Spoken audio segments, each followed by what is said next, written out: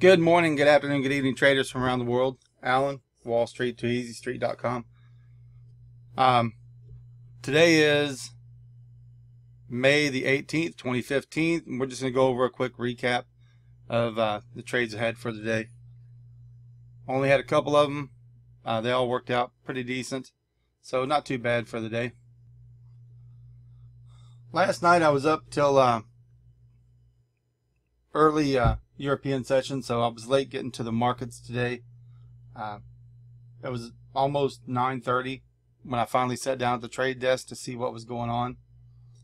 And the topic of discussion in the chat room at the moment was whether or not to take this trade over here. It was a block break, small block break right here, but it was going into the low of the day. And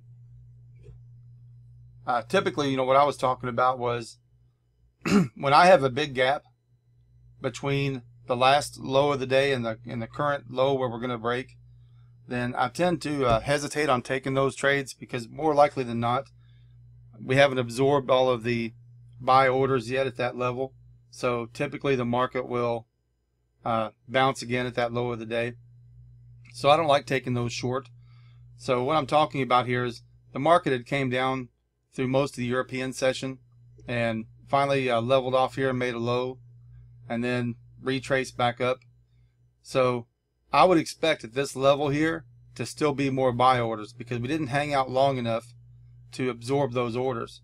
So by the time we get back over here where we was at the beginning of my trading day, we have this big gap right here. And when I see those big gaps, I don't like to take that trade short, because I'm going to automatically take the position that there's still buy orders here, and as soon as it breaks, it's going to bounce back up. So I like to skip those.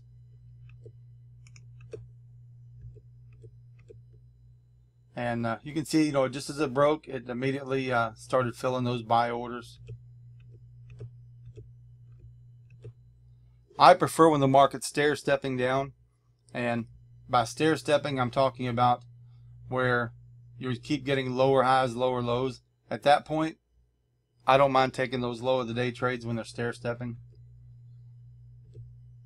So, and that's what we got here. I went ahead and entered here on a short position and took part of the position at 5, and the rest was closed at 10 pips. And that's where the trade closed at. So I was pretty happy with that trade.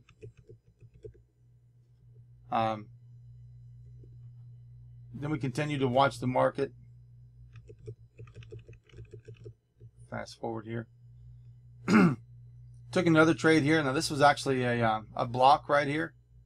Kind of not a very fancy block, but it was a little block area congestion. So I took that short, and it kind of bounced around a little bit. But at this point here, if you notice the time, which you can't see on my chart at the moment, but it was only a couple minutes until the next news release. And I don't like to hold a trade into a news release, so I was looking to get out. So I went ahead and had part of the position closed at 3, and I manually closed the other half at 4 to be out right before the news. So right now we're at the chart's showing 9:58. So in 2 minutes we have news coming out. So I want to be flat at that time. So the trade was closed. Still not too bad. Got 3 and 4 on those 2 positions. Of course, the news came out. The market did try to rally up a little bit. At this point, I need to change charts here, so hold on. At this point, I happen to notice a nice little block buildup here. Maybe a small range break in the on the 6E futures.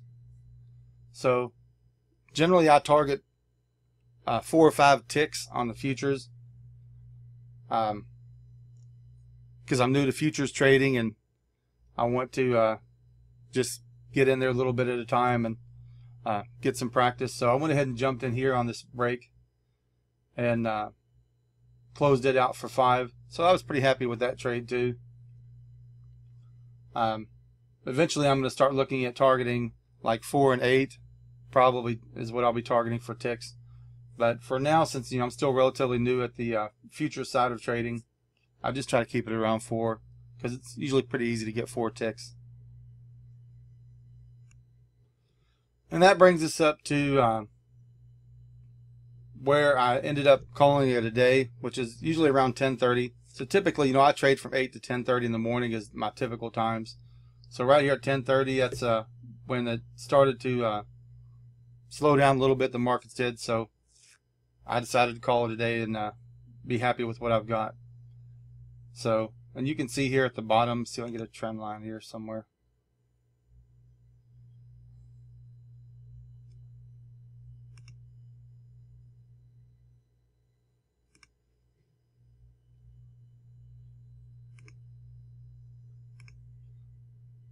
This is a bar speed timer here at the bottom. You can see how we're starting to slow down. It's taking longer and longer to create a each 100 tick bar. So I'm out at that point and ready to go get a round of golf in. So y'all have a great trading day, good trading week, and hope you enjoyed this little short video.